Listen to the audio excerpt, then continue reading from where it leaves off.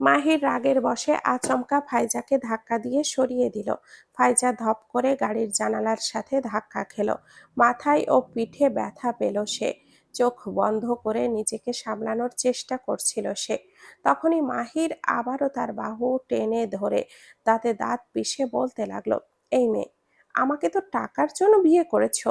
আমার বাবার এত বড় বাড়ি, 2টা গাড়ি, বড় ব্যবসা, এসব দেখেই তো বিয়ে করেছো, তাই না? তো সবই তো পাচ্ছ, তাহলে আমার বন্ধুদের সামনে আমাকে এভাবে ইনসাল্ট করলে কেন? ওরা কি ভাবছে এখন? খাবারটা শেষ করে উঠে আসলে কি খুব ক্ষতি হতো? এত আরাম আয়েসে দিন কাটাচ্ছ, তার বিনিময়ে আমার মানটাও রাখতে পারবে না তুমি? আচ্ছা, কি এমন অসুস্থতা শুনি যে খাওয়ার মাঝখানে চলে আসতে হলো? কথা বলো, স্পিক আপ। ফাইজা স্তম্ভিত নয়নে তাকিয়ে আছে। মাহির আবার বলে উঠল, কি হলো, জবাব দাও। কেন আমার ফ্রেন্ডদের সামনে আমাকে ছোট করলে এভাবে? ফাইজা নিরস কণ্ঠে প্রশ্ন করলো, আপনার কেন মনে হলো আপনার টাকা পয়সা, বাড়ি গাড়ি, এইসবের জন্য আমি আপনাকে বিয়ে করেছি? আমি যে প্রশ্নটা করেছি সেটার উত্তর দাও। কি হয়েছে কি তোমার? হঠাৎ কেন এত শরীর খারাপ হলো? ফাইজা আর নিজের রাগ দমাতে পারল না। রাগী স্বরে বলতে লাগলো, শুনুন মিস্টার মাহির চৌধুরী, একটা কথা কান খুলে শুনে রাখুন। আমি একজন মধ্যবিত্ত ফ্যামিলির সন্তান, কিন্তু টাকার লোভ না কোনোদিন আমার ছিল, না এখন আছে। আপনাকে বিয়ে করার কোনো ইচ্ছেই আমার ছিল না। আপনি যেমন বাধ্য হয়ে আমাকে বিয়ে করেছেন, তেমনটাই আমার ক্ষেত্রেও প্রযোজ্য। আমিও বাধ্য হয়েছি আপনাকে বিয়ে করতে। আর আপনার বন্ধুর বাসা থেকে চলে আসার বিষয় কেন এসেছি জানেন? কারণ আপনার বন্ধু সাইফ আমার সাথে অত্যন্ত জঘন্য আচরণ করেছে আপনার উপস্থিতিতে, কিন্তু আপনি সেটা বুঝতেও পারেননি। আপনি সেখানে আর বেশিক্ষণ থাকলে হয়তো সিন ক্রিয়েট করে ফেলতাম। আমি কোনো সিন ক্রিয়েট করতে চাইনি, তাই চলে এসেছি। এক নাগাড়ে কথাগুলো বলে থামলো ফাইজা। অন্যদিকে মুখ ঘুরিয়ে জোরে জোরে শ্বাস নিচ্ছে সে। মাহির কিছুক্ষণ স্তব্ধ থাকলো, তারপর গম্ভীর স্বরে প্রশ্ন করলো, কি করেছে সাইফ? ফাইজা কোনো কথা বলছে না, তা দেখে মাহির এবার একটু জোরেই বলে উঠল, কি হলো বলো, কি করেছে সাইফ তোমার সাথে? ফাইজা ধীরে মাথা ঘুরিয়ে তাকালো, কণ্ঠটা কাঁপছে, তবুও নিজেকে শক্ত রাখার চেষ্টা করে বলল, আপনি সত্যি বুঝতে পারেননি? ওর কথাবার্তা, দৃষ্টিভঙ্গি কিছুই চোখে পড়েনি আপনার? খাওয়ার সময় টেবিলের নিচে ও নিজের পা দিয়ে আমার পায়ে, কথাটা শেষ করতে পারল না সে। অপমানের স্মৃতি গলায় এসে আটকে গেল। চোখ বেয়ে এক ফোঁটা পানি গড়িয়ে পড়ল। ঠিক সেই মুহূর্তেই হঠাৎ করে গাড়ির ইঞ্জিনের শব্দ ভেসে এলো। ফাইজা চমকে উঠল। মাহির কোনো কথা না বলে গাড়ি চালাতে শুরু করলো। তার চোয়াল শক্ত, চোখ দুটো সামনের রাস্তার দিকে স্থির। ফাইজার কথাগুলো মাহিরের ওপর কোনো প্রভাব ফেলেছে কিনা ফাইজা বুঝতে পারছে না। সে একটু পরপর মাহিরের দিকে তাকাচ্ছে, কিন্তু মাহিরের দৃষ্টি সামনের দিকে অটুট। সে একবারও ফাইজার দিকে তাকায়নি। ফাইজা একটা দীর্ঘশ্বাস ফেলল। শুধু 15-20 মিনিটের মধ্যে গাড়ি এসে থামলো মাহিরদের অ্যাপার্টমেন্টের সামনে। ফাইজা কিছু বলার আগেই মাহির বলল, নামো। আপনি নামবেন না? না, আমার একটু কাজ আছে বাইরে। এত রাতে কিসের কাজ? চুপচাপ যা করতে বলেছি তাই করো। এত প্রশ্ন করতে বলেছি তোমাকে? আর আমি কখন কি করব না করব তার কৈফিয়ত কি তোমাকে দিতে হবে? তুমি মনে হয় ভুলে যাচ্ছ আমাদের মধ্যকার সম্পর্কের সীমাবদ্ধতার কথা। ফাইজার মনটা বিষিয়ে উঠল। সে আর কোনো কথা না বলে চুপচাপ গাড়ি থেকে নেমে গটগট করে সামনের দিকে হাঁটতে লাগলো। আর একটা বারও পেছনে ফিরে দেখল না। মাহির তাকিয়ে আছে ফাইজার যাওয়ার পানে। তার তাকিয়ে থাকার চাহনিতে ঠিক কিরকম অনুভূতি মিশে রয়েছে তা আজ বোঝা যাচ্ছে না। আজও এই আক্ষেপ জমেছে আজও এই আক্ষেপ জমেছে বিষণ্ণতায়। বসে দেখি রক্তিম আকাশ। আজও সেই বিচ্ছেদ বেঁধে আছে আধারে, সবশেষ ক্লান্তির নিঃশ্বাস। ছাদের রেলিংয়ে ঠেস দিয়ে আনমনে গুনগুন করে গানটা গাইছে ফাইজা।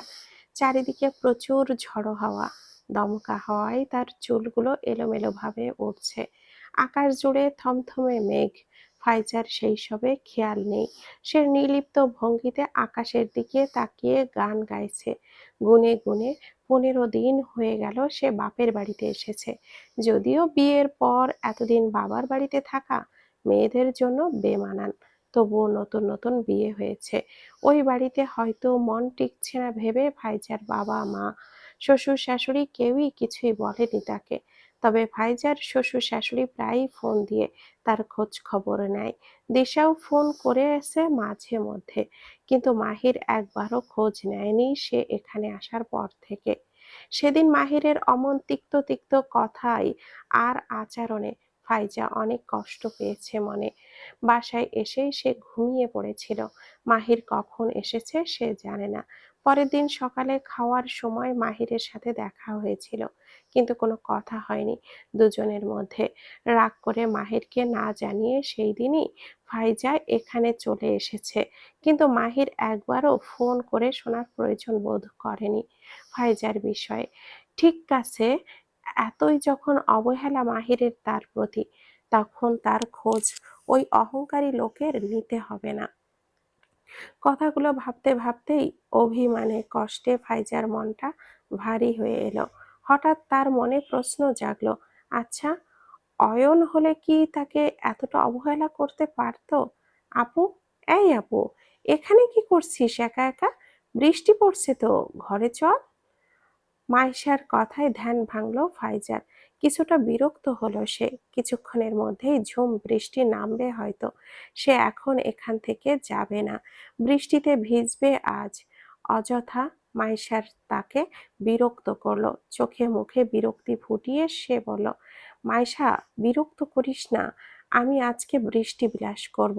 এই বিকেল বেলা বৃষ্টি বিলাসের ভূত কোথা থেকে তোর মাথায় চাপলো? যেখান থেকেই চাপুক, তুই এখন যা, নয়তো একটা থাপ্পড় খাবি। মাইশা মুখ ভেঙচি দিয়ে বলল, ঠিক আছে, তোর যা ইচ্ছা কর, মা ডাকতে পাঠিয়েছিল তাই এসেছিলাম, যাচ্ছি আমি। বলেই ও চলে গেল মাইশা। আর সত্যি সত্যি কিছুক্ষণের মধ্যে বৃষ্টি নামলো ঝুমঝুম করে।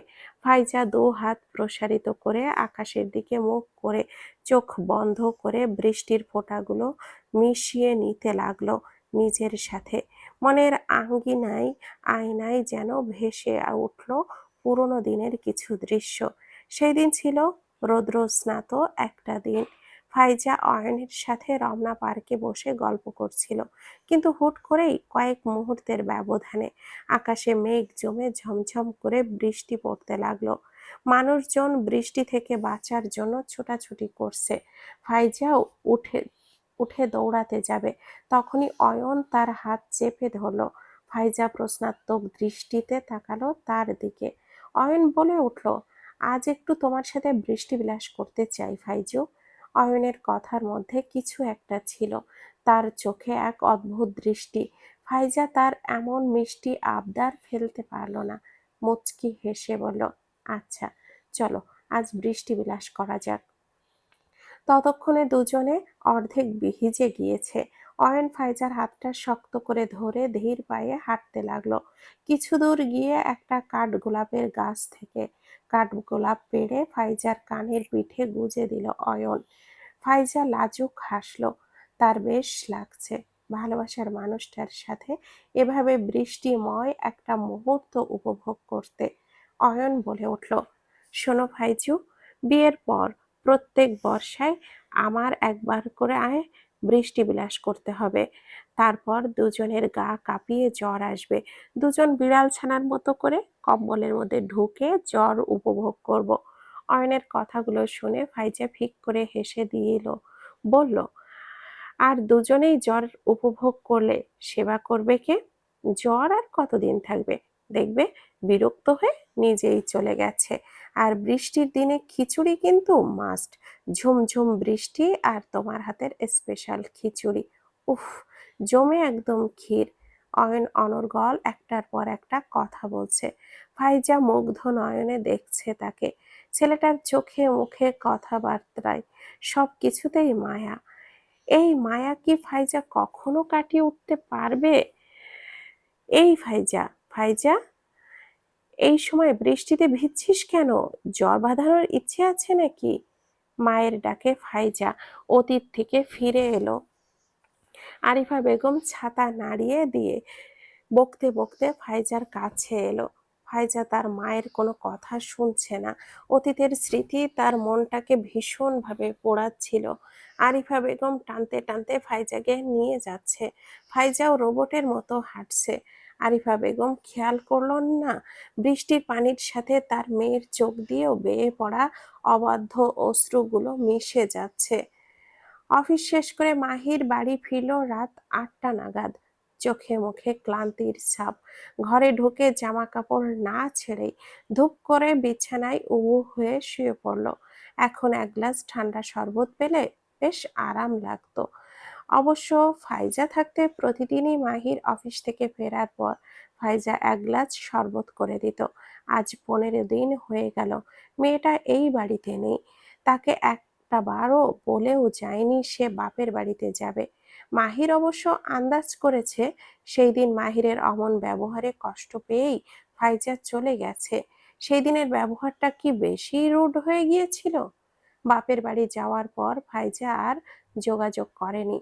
মাহির অবশ্য বেশ কয়েকবার ফোন করতে চেয়েছিল, কিন্তু কেমন যেন একটা দ্বিধা কাজ করছিল বারবার কল দিতে গিয়ে।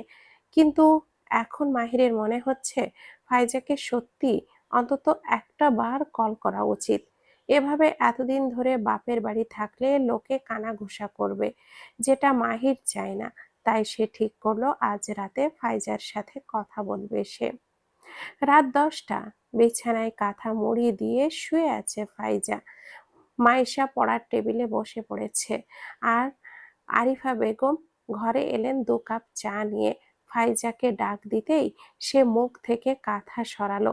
আরিফা বেগম দেখলেন তার মেয়ের ফর্সা মুখটায় লালচে আভা দেখা যাচ্ছে। নাকের ডগাটা একদম লাল হয়ে গেছে, চোখগুলো ফোলা ফোলা। মাকে দেখে ফাইজা উঠে বসলো, আরো একবার জোরে হাঁচি দিল। আরিফা বেগম 1 কাপ চা মাইশাকে দিয়ে ফাইজার কাছে বসলেন। মেয়ের দিকে চায়ের কাপ এগিয়ে দিয়ে বললেন, কি দরকার ছিল বৃষ্টিতে ভেজার? অসুখ বাঁধালি তো? ফাইজা চায়ের কাপে একটা চুমুক দিয়ে বলল, মাঝে মধ্যে একটু আধটু অসুখ বাঁধাতে হয় আম্মু, এতে ক্ষতির কিছু নেই, ভেতর থেকে শক্ত হওয়া যায়। আরিফা বেগম হতাশ হয়ে বলেন, হয়েছে, থাক, তোর কথার সাথে আমি পারবো না। তারপর কিছুক্ষণ নীরবতা বিরাজ করলো ঘরটাতে। আরিফা বেগম কিছুক্ষণ দোনোমনো করে বলেন, জামাই ফোন দিয়েছিল? ফাইজা একটু থমকালো, তারপর স্বাভাবিক কণ্ঠে বলল, আমি আসার পর থেকে তুমি আমাকে এই প্রশ্নটা কয়বার করেছো আম্মু? করেছি, কারণ আমার মনে হচ্ছে তুই জামাইয়ের সাথে রাগারাগি করে এখানে এসেছিস। আচ্ছা, ধরে নিলাম তোদের মধ্যে কোনো ঝামেলা হয়নি, কিন্তু তুই আসার পর থেকে আমি একবারও তোকে জামাইয়ের সাথে কথা বলতে দেখিনি। দেখ মা, কোনো সমস্যা থাকলে আমাকে বল, নিজের মধ্যে চেপে রাখিস না। মা, তোমাকে কতবার বলবো, আজকাল ফেসবুক মেসেঞ্জারের যুগ। এখন মেসেঞ্জেই সব কথা হয়ে যায়। আমরাও মেসেজে কথা বলি, এই জন্য আর কল দেওয়ার প্রয়োজন হয় না। আরিফা বেগম বললেন, কিন্তু মাইশা তো বলল সে তোকে জামাইয়ের সাথে মেসেজেও কথা বলতে দেখেনি। মানে কি? আমি কি এখন তোমার মেয়েকে দেখিয়ে দেখিয়ে তোমার জামাইয়ের সাথে কথা বলবো নাকি? আর তোমরা দুজন কি আমার পেছনে গোয়েন্দাগিরি শুরু করেছো? মাইশা টোপ দিয়েই উঠে বলল, গোয়েন্দাগিরি করতে হবে কেন? তুই আর আমি একই রুমে থাকি, একই বিছানায় ঘুমাই, তাহলে তুই ভাইয়ার সাথে কথা বলে আমি দেখতে পাবো না? আর তাছাড়া তোর ফোনে তো আমি মাঝে মাঝে ভিডিও দেখি, কই একবারও তো ভাইয়ার মেসেজ আসতে দেখিনি। ফাইজা চোখ মুখ শক্ত করে বলল, তোকে ফোন দেখতে দেই বলে কি আমাকে সে মেসেজ দিচ্ছে কি দিচ্ছে না তুই এখন সেই সবে তদন্ত করে বেড়াবি? আজ থেকে আমার ফোন দেখা তোর জন্য বন্ধ। মায়েশা আরিফা পারভিনের উদ্দেশ্যে বলল, দেখেছো আম্মু, সত্যি কথা বলেছি তো, তাই এখন আর আমাকে ফোন দেখতে দিবে না। দেখলে তো তোমার মেয়ের আসল রূপ। আরিফা পারভীন এতক্ষণ চুপচাপ মেয়েদের কথা শুনছিলেন। এবার তিনি কিছু বলতে যাবেন, তখনই হঠাৎ ফাইজার ফোনটা বেজে উঠল। ফোনটা হাতে নিয়ে ফাইজা একটু বিস্মিত হলো। মাহির কল করেছে এতদিন পর। কি মনে করে? আরিফা বেগম জিজ্ঞেস করলেন। কার কল? ফাইজা ধীর কণ্ঠে বলল, তোমার জামাই। আরিফা বেগম কিছুটা স্বস্তি পেল। ঠোঁটে হাসি ঝুলিয়ে বলেন, আচ্ছা, কথা বল। কথা শেষ করে খেতে আসবি। আমি খাবার বাড়ছি। আচ্ছা। আরিফা বেগম চলে গেলেন। মাইশার ক্ষুধা পেয়েছে বলে সেও গেল মায়ের পিছু পিছু। কয়েকবার রিং হয়ে কেটে গেল কলটা। ফাইজা ভাবলো আর হয়তো কল দেবে না মাহির, কিন্তু তাকে ভুল প্রমাণিত করে আবারও মাহিরের কল এলো। 2-3 বার রিং হতেই ফাইজা রিসিভ করলো, কিন্তু কোনো কথা বলল না। চুপচাপ ফোনটা কানে নিয়ে রইল। ওপাশ থেকে মাহির বলে উঠল, হ্যালো। ফাইজা এবার উত্তর দিল, আসসালামু আলাইকুম। ওয়ালাইকুম আসসালাম। কেমন আছো? আলহামদুলিল্লাহ, ভালো আছি। আপনি? আমিও ভালো আছি। তারপর কিছুক্ষণ নীরবতা। নীরবতা ভেঙে মাহির বলে উঠল, বাসায় কবে আসবে?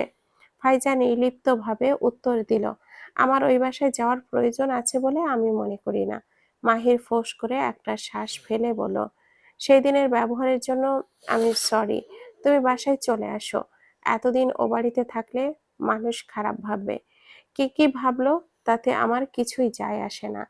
আমি আর যাব না ওখানে। আমাদের সম্পর্কের কোনো ভবিষ্যৎ নেই, তাই এই সম্পর্ক টিকিয়ে রাখারও কোনো মানে হয় না। আর সবচেয়ে বড় কথা, আপনি আমাকে সহ্যই করতে পারেন না। মনে করেন আপনাদের টাকা পয়সার লোভে আমি আপনাকে বিয়ে করেছি। এত বড় অপবাদ নিয়ে ওই বাড়িতে থাকা আমার পক্ষে সম্ভব না। বললাম তো, সেই দিনের ব্যবহার কথাবার্তার জন্য আমি সরি। বাসায় আসো। যে কেন এত থাকাটা অপরাধ? মাহির হতাশ হলো। এই মেয়ের সাথে তো তর্কে জিততে পারবে বুঝতে পারছে না। তাই শান্ত কণ্ঠে বলল, তার মানে তুমি আসবে না? না। আচ্ছা ঠিক আছে, তোমার ইচ্ছে, রাখছি। ফাইজাই আগে কল কেটে দিল। এই লোকের সাথে কথা বলা মানে ঠান্ডা মেজাজটা হুট করেই গরম করে ফেলা। সে বলল, সে আর যাবে না। আর ওই লোক সেটা মেনে নিল একেবারেই। এইটুকু কি জোর করা যেত না? না, ফাইজা আর ভাববে না এসব। ওই বাজে লোকের কথা ভেবে মেজাজটা খারাপ করার কোনো মানেই হয় না। রাতে খাওয়া দাওয়ার পর ফাইজা শুয়ে ফোনটা হাতে নিল। নেটটা অন করতেই আবারও নোটিফিকেশনের ঝড়। হ জ ব র ল গ্রুপের সদস্যরা এই ঝড় তুলেছে। গ্রুপে ঢুকতেই দেখলো সবাই অ্যাক্টিভ। ফাইজাকে চুপ থাকতে দেখে তাদের কথাবার্তা। রুহির মেসেজ এলো, ভাবি আপনি এসেছেন, আমরা আপনারই অপেক্ষা করছিলাম। ঈশান লিখলো, ভাবি ভাইয়াকে একা রেখে আর কতদিন বাড়িতে থাকবেন? বিয়ে করেও ভাইয়াকে সিঙ্গেল জীবন কাটাতে হচ্ছে, এটা কি ঠিক বলুন তো? ফাইজা এটার কি উত্তর দেবে বুঝতে পারলো না। মাহির ঈশানের মেসেজের জবাব দিল, ঈশান তোমার মনে হয় না তুমি আজকাল বেশি কথা বলছো? ঈশান ঝটপট রিপ্লাই করলো, আরে মাহির ভাই, আমি তো তোমার কথা ভেবেই বললাম। সাথে একটা মন খারাপের ইমোজি। তোকে আমার কথা বলেছে কেউ ভাবতে? না, বলেনি, কিন্তু ভাই হিসাবে তোমার কথাটা ভাবা আমার দায়িত্ব। মাঝখান থেকে তিশা বলে উঠল, আচ্ছা ভাবি, এতদিন ধরে বাবার বাড়িতে আছেন, কোনো সমস্যা? ফাইজা উত্তর দিল, আসলে আমি বাবা মাকে ছেড়ে থাকতে অভ্যস্ত নই তো। এর আগে কখনো থাকিনি কোথাও ওদের ছাড়া, তাই আর কি। ফাইজা বুঝতে পারছে তার এই যুক্তি খুবই ঠুনকো, তবুও মিথ্যা কথাটা তাকে বলতে হচ্ছে একমাত্র মাহিরের কারণে। মাহিরের মেসেজ এলো, আমি ওকে যেতে বলেছি, এখানে মন খারাপ করছিল তাই পাঠিয়েছি। এইবারই শেষ, এরপর আর বাপের বাড়িতে এতদিন থাকতে দিব না। মেসেজটার দিকে ফাইজা হা করে তাকিয়েছিল কতক্ষণ। কত সুন্দর করে মিথ্যা কথা বলে দিল লোকটা। মুখটা ভেঙচি কাটল ফাইজা। এই লোক খুবই ডেঞ্জারাস। বাইরে এমন একটা ভাব যেন তার মতো ভালো মানুষ আর হয় না, আর ভেতরে ভেতরে অহংকার, দম্ভ আর বদমেজাজে ভরা। ঘড়ির কাঁটা তখন সন্ধ্যা 7:20। ঘুম ভাঙল ফাইজার। বাইরে থেকে গল্পগুজবের আওয়াজ শোনা যাচ্ছে। কে এসেছে সে ঠিক বুঝতে পারল না। ধীরে সুস্থে উঠে হেলে দুলে গেল ওয়াশরুমে। ফ্রেশ হয়ে একবার নিজেকে আয়নায় দেখল। ঘুমের ঠেলায় চোখ মুখ ফুলে গেছে। ভার্সিটি খোলার পর থেকে নিয়মিত ভার্সিটিতে যাচ্ছে সে। আজকে সাপ্তাহিক ছুটি ছিল, তাই সারাদিন ঘুমিয়েছে সে নবাবজাদিদের মতো। সকালে 10টায় ঘুম থেকে উঠে নাস্তা করে আবারও ঘুম। দুপুরে কোনো মতে আরিফা বেগম তাকে টেনে টুনে ঘুম থেকে উঠিয়ে তাকে ভাতের লোকমা 1-2 টানা খাইয়ে দিয়েছে। খাওয়ার পর আবারও নেশাখোরের মতো করে টলতে টলতে গিয়ে ঘুমিয়ে পড়েছে মেয়েটা। উঠল এখন। নিজের ঘুমের এমন বাহার দেখে ফাইজা নিজেই মাঝে মধ্যে হতাশ হয়। যাই হোক, খুব খিদে পেয়েছে, কিছু খাওয়া দরকার। মনে হচ্ছে কেউ এসেছে বাড়িতে। নিশ্চয় আম্মু মজার মজার খাবার বানিয়েছে। ভাবতেই মনটা খুশিতে নেচে উঠল তার। চোখে মুখে মুছে অতি উৎসাহের সহিত বাইরে গেল সে। কিন্তু বাহিরে যেতেই চক্ষু তার চড়ক গাছ। মাহির বসে আছে ড্রয়িং রুমে, মা বাবার সাথে গল্প করছে। কিন্তু এখানে কেন এসেছে সে? ফাইজা কিছু বুঝে উঠতে পারছে না। আরিফা বেগম ফাইজাকে দেখে বলে উঠলেন, কেবল ওঠার সময়ই হলো তোর? জামাই যে আসবে সেই কথা আমাকে একটা বারও জানাতে হবে না তোর? সারাদিন পর এত রাতে ঘুমাচ্ছিস, সারাদিন পড়ে পড়ে ঘুমাচ্ছিস। ফাইজার মেজাজটা খারাপ হলো। এই লোক কি তাকে বলে এসেছে নাকি সে আসবে? আর তার তো আসার কথা কোনো কালেই না। ওই লোক এসেছে কোনো খবর না দিয়ে, আর কথা শুনতে হচ্ছে ফাইজাকে। অসহ্য। মনে মনে কথাগুলো আওড়ালো ফাইজা। নিচু কণ্ঠে বলল, উনি আসবেন আমি কি জানি নাকি? আমি তো জানি না। মাহির বলল, আন্টি ও কিছু জানে না, আমি কাউকে না জানিয়েই এসেছি, সবাইকে সারপ্রাইজ দেওয়ার জন্য। কথাটা বলে পিছেল হাসলো মাহির। ফাইজা মুখটা ভোঁতা করে মাহিরের দিকে তাকিয়ে বলল, তো এভাবে হঠাৎ সারপ্রাইজ দিতে আসার কারণটা কি শুনি? আরিফা বেগম ধমক দিয়ে বলেন, এভাবে বলছিস কেন ফাইজা? জামাই এসেছে তোর তার শ্বশুরবাড়িতে। শ্বশুরবাড়িতে আসতে কারণ লাগে? কথা বলার আদব কায়দা ভুলে গেছিস দিন দিন? ফাইজা মনে মনে বলল, ইস, হায় রে ভালোবাসা জামাইয়ের প্রতি। শ্বশুরবাড়িতে আসতে আবার কারণ লাগে নাকি? তোমার শখের জামাইকে জিজ্ঞেস করো আম্মু, সে আসলেই এই বাড়িতে নিজের শ্বশুরবাড়ি ভাবে কিনা। মুখে আর কিছু বলল না মেয়েটা। মাহির তার দিকে তাকিয়ে নির্লিপ্ত ভঙ্গিতে উত্তর দিল, তোমাকে নিয়ে যাওয়ার জন্য এসেছি। ফাইজা আরেক দফা অবাক হলো। মাহির তাকে নিতে এসেছে? বিষয়টা ফাইজার হজম হচ্ছে না কিছুতেই। আরিফা বেগম অলরেডি চা নাস্তা খাইয়ে দিয়েছে মাহিরকে।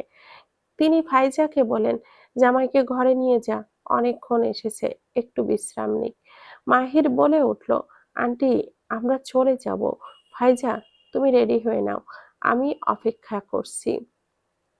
ফাইজাল আহমেদ বলে উঠলেন, না না বাবা, আজকে যেতে হবে না, আজ রাতটা না হয় থেকে যাও, এখানে থাকো। কতদিন পর এলে, আমি যেতে দিব না আজকে তোমাকে। আরিফা বেগম আর ফাইসাল আহমেদ বারবার অনুরোধের কাছে হার মানল মাহির। সে আজ রাতে এখানে থাকবে। আরিফা বেগম মেয়ের উদ্দেশ্যে বলেন, দাঁড়িয়ে আছিস কেন, জামাইকে ঘরে নিয়ে যা। ফাইজা চুপচাপ সেই আদেশ পালন করলো। মাহিরকে উদ্দেশ্য করে বললেন, আসুন। মাহিরও আর কোনো কথা না বলে ফাইজার পিছু পিছু চলল। ঘরে গিয়ে ফাইজা সোজা প্রশ্ন করে বসলো, এখানে কেন এসেছেন? মাহির উত্তর দিল, কানে কম শোনো নাকি? তখনই তো বললাম তোমাকে নিতে এসেছি, আমি যাব না আপনার সাথে। জেদ করো না। বিয়ের পর মেয়েরা এতদিন বাবার বাড়িতে থাকলে মানুষ কানা ঘোষা করে। করলে করবে, সমস্যা তো আমার হবে, কারণ আমি মেয়ে। আপনার তো কোনো সমস্যা হওয়ার কথা নয়। আমি আপনাকে পরিষ্কার করে বলে দিচ্ছি, আমি আপনার সাথে যাব না, যাব না মানে যাব না বলে ধপ ধপ করে পা ফেলে ফাইজা চলে গেল রুম থেকে। মাহির একটা দীর্ঘশ্বাস ফেলে বিছানায় ধপ করে বসে পড়ল। মাহির বেশ বুঝতে পারছে এই মেয়ের শরীরে রাগ আর জেদ ভরপুর, কিন্তু মাহিরও কম চায় না। সে ওকে এখান থেকে নিয়ে গিয়েই ছাড়বে। কথা শেষ। রাতে খাওয়া দাওয়া শেষ করে মাহির শ্বশুর শাশুড়ির সাথে বেশ অনেকক্ষণ ধরে গল্প গুজব করলো। ফাইজাও চুপচাপ বসেছিল পাশে। মাঝে মাঝে সেও দুই একটা কথা বলছে, ভেতরে ভেতরে তার গা জ্বলে যাচ্ছিল। তার সামনে বসে তার বাবা মার সাথে নিষ্পাপ বাচ্চাদের মতো গল্প করতে থাকা লোকটা যে কত নম্বরের খবিশ তা ফাইজা ছাড়া আর এই বাড়ির কেউই জানে না, অথচ মানুষের সামনে কত ভদ্র আচরণ করে। ফাইজার ইচ্ছে করছে এক্ষুনি মাথায় জোরে একটা বাড়ি দিয়ে এই লোকটাকে অজ্ঞান করে রাখতে।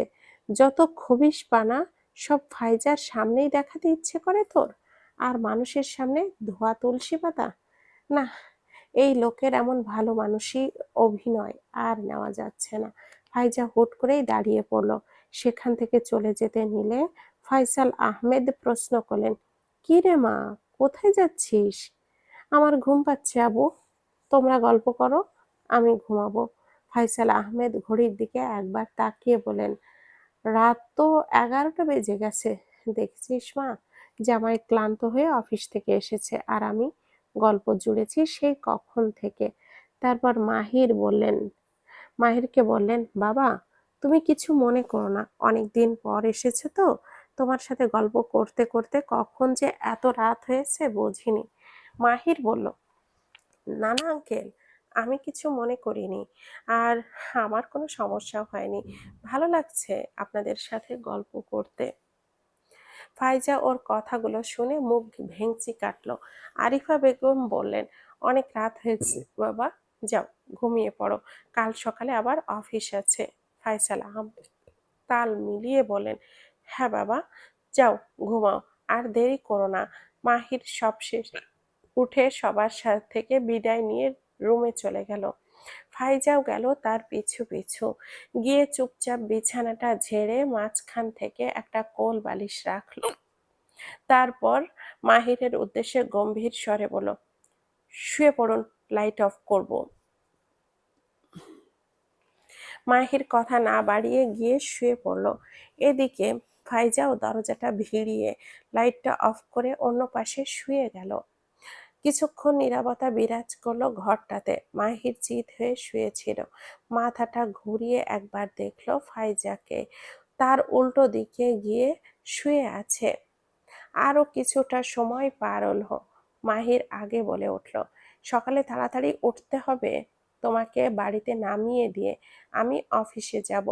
ফাইজা একদম তেলে বেগুনে জ্বলে উঠল। অন্যদিকে ঘুরে থেকে বিক্ষিপ্ত কণ্ঠে বলল, আমি আপনার সাথে যাব না।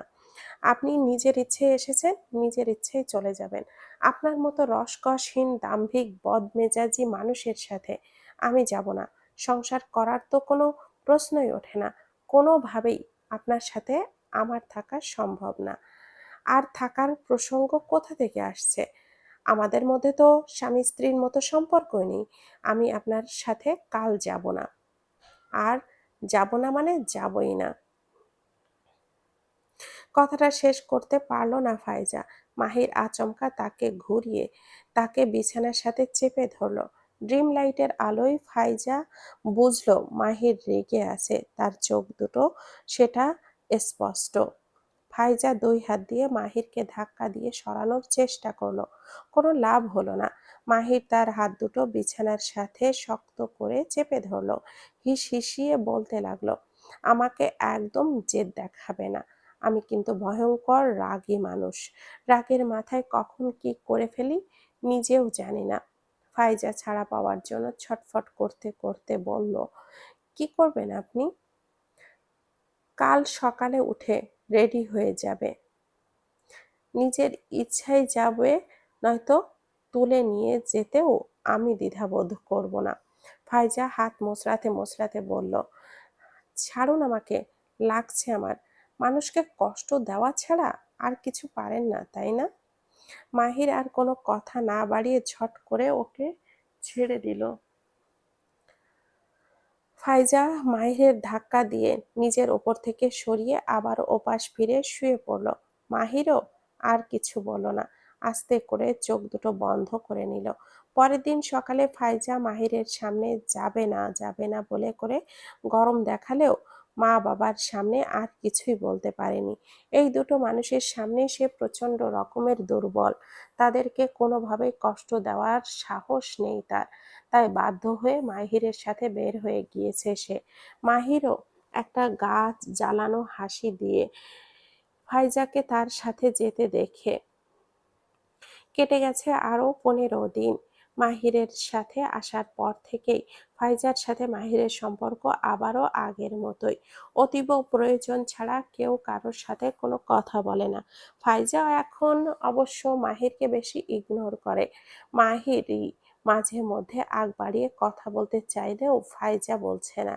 এরকম খাটাস মার্কা লোকের সাথে কথা বলার কোনো মানেই হয় না। ফাইজা আজকে একটা মিশনে নেমেছে। মিশনটা হলো ও ঘর বাড়ি পরিষ্কার করার। সে ঠিক করেছে আজ পুরো বাড়িটা একদম নতুন করে সাজাবে। কাল থেকে সেই কাজে লেগে পড়েছে সে। মাহির সকাল সকাল বের হয়ে গেছে অফিসে। ফাইজার শ্বশুর শাশুড়ি গেছে গ্রামের বাড়িতে কোনো একটা কাজে। বাড়িতে এখন শুধু ফাইজা, মাহির আর দিশা। দিশাও চলে গেছে ইউনিভার্সিটিতে। মাহিরের ঘরে যে ওয়ার্ড্রপটা আছে সেটার এক সাইডে মাহির আর অপর সাইডটাই ফাইজার। মাহির নিজেই এই ভাগটা করে দিয়েছে। মাহিরের জিনিসপত্রগুলো ঠিক করতে গিয়ে ফাইজা একটা ছোট্ট বক্স পেল। মাহির এটা কি তার জন্য এনেছে? আনার তো কথাই না। কৌতূহলবশত সে বক্সটা খুলল।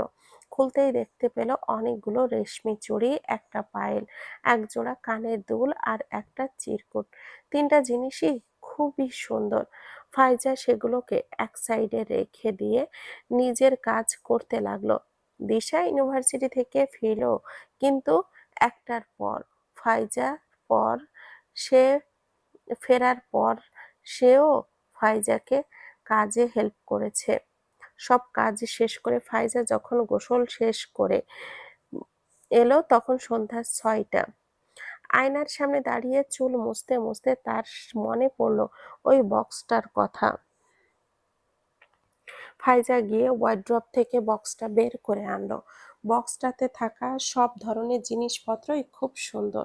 কালো রঙের রেশমি চুড়িগুলো দেখে ফাইজা একটু লোভ হলো সেগুলো পরে দেখার, কিন্তু ফাইজা পরলো না। তার চোখ গেল চিরকুটটার দিকে। কৌতূহলবশত সেটা খুলে দেখলো। একবার মনে হলো অন্যের জিনিস না জানিয়ে পড়াটা কি ঠিক হবে, কিন্তু সে ভেতরের কৌতূহলটা থামাতে পারল না। তার খুব দেখতে ইচ্ছে করছে এটার মধ্যে কি লেখা আছে, আর কেই বা লিখেছে।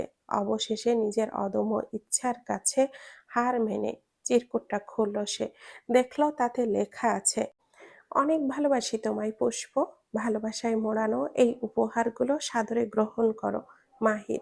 ফাইজা বুঝতে পারল মাহির কাউকে ভালোবাসে, আর ভালোবাসার মানুষের নামই হচ্ছে পুষ্প। মাহির কি তাকে এখনো ভালোবাসে? এই জন্য এই জিনিসগুলো এত যত্ন করে রেখেছে। তাকে ভালোবাসে বলেই কি মাহির ফাইজাকে নিজের স্ত্রী হিসেবে মেনে নিতে পারছে না? তাই হবে। কিন্তু এগুলো মাহির তার পুষ্পের জন্য কিনেছে, তাহলে তাকে দেয়নি কেন? ফাইজার এইসব ভাবনার মাঝেই দরজা খোলার শব্দ হলো। ফাইজা তাকিয়ে দেখলো মাহির এসেছে। মাহিরের চোখ মুখ কেমন অস্বাভাবিক লাগছে তার। হাতের মুখের চোখ মুখের শিরাগুলো স্পষ্ট বোঝা যাচ্ছে। শরীর কাঁপছে তার। ফাইজা কিছু বুঝে ওঠার আগেই মাহির এসে খপ করে তার হাতটা ধরে চিৎকার করে বলে উঠল, এগুলো হাত দিয়ে এগুলোতে হাত দিয়েছ কেন? ফাইজা ভয়ে চুপসে গেছে। মুখ দিয়ে কথা বের হচ্ছে না তার। তার চুপ থাকা দেখে মাহির আবারও বলে উঠল, কি হলো? চুপ করে আছো কেন? কেন হাত দিয়েছ এগুলোতে বলো, স্পিক আপ। ফাইজা কাঁপা কাঁপা কণ্ঠে বলল, আপনার ওয়ার্ড্রব গোছাতে গিয়ে পেয়েছিলাম। চিঠিটা দেখে পড়ার খুব কৌতূহল হলো, তাই। আমার পারমিশন ছাড়া আমার জিনিসে কেন হাত দিয়েছ তুমি? তোমাকে এর আগে নিষেধ করিনি আমার পার্সোনাল জিনিসে হাত না দিতে? ফাইজার কি হলো বোঝা গেল না। সে হঠাৎ মাহিরের হাত থেকে নিজের হাতটা ছাড়িয়ে নিয়ে বলল, আমি আপনার স্ত্রী। আমার কাছে কিসের প্রাইভেসি আপনার? আর একজনকে যখন ভালোই বাসেন তখন আমাকে বিয়ে করলেন কেন? আর বিয়ে যখন করেছেন তখন মেনে নিতে পারছেন না কেন? কে? যাকে ভালোবাসতেন তাকেই বিয়ে করতেন। এভাবে একটা জোরপূর্বক একটা সম্পর্কতে জড়ানোর কি দরকার ছিল আপনার? তোমাকে বলেছি আমি বাবা মাকে খুশি করার জন্য এই বিয়েটা করেছি। আমার কাছ থেকে কোনো প্রকার ভালোবাসা তুমি পাবে না। আমার প্রাইভেসিতে ইন্টারফেয়ার করার অধিকার আমি তোমাকে দেইনি। তারপরও আমার পার্সোনাল লাইফে ঢোকার সুযোগ খুঁজছ কেন?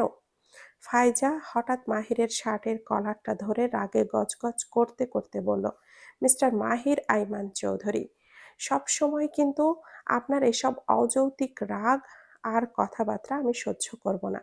আপনি যে কারণেই আমাকে বিয়ে করুন, আমি এখন আপনার স্ত্রী। আর আপনাকে এই সত্যটা স্বীকার করতে হবে। আর একজন স্ত্রীর পূর্ণ অধিকার আছে তার স্বামীর পার্সোনাল লাইফে ইন্টারফেয়ার করার। তাদের কথার মাঝখানে দিশা দৌড়ে এলো। উদ্বিগ্ন হয়ে বলতে লাগলো, কি হয়েছে ভাবি?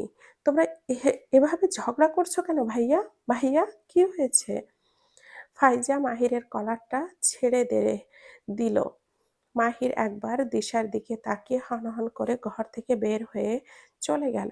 ফাইজাও কোনো কথা না বলে দৌড়ে বাথরুমে গিয়ে দরজা লাগিয়ে দিল। বেচারি দিশা কিছুই বুঝে উঠতে পারছে না। সে ওয়াশরুমের সামনে গিয়ে ফাইজাকে ডাকছে, কিন্তু ফাইজা দরজা খুলছে না। ভেতর থেকে তার কান্নার শব্দ পাওয়া যাচ্ছে। রাত 11টা নাগাদ মাহির বাড়ি ফিরল। ফাইজা বিছানার উপরে হাঁটু মুড়ে বসেছিল। দিশা নিজের ঘরে পড়ছে। দিশার খাওয়া হয়ে গেছে, শুধু মাহির আর বাকি আছে। মাহির এসে সোজা ওয়াশরুমে চলে গেল। সে ওয়াশরুম থেকে বের হওয়ার আগেই ফাইজা অন্য পাশে ফিরে শুয়ে গেল। মাহিরও ফ্রেশ হয়ে এসে শুয়ে পড়ল খাটের অন্য পাশে। রাতে দুজনেই আর কিছু খাওয়া হলো না। চুপচাপই দুজন। ঘরটাতে পিন পতন নীরবতা। খাটের দুই প্রান্তে দুইজন মানুষ। দুজনের হৃদয়ের অন্তরালে লুকিয়ে আছে কিছু অপ্রকাশিত বেদনা।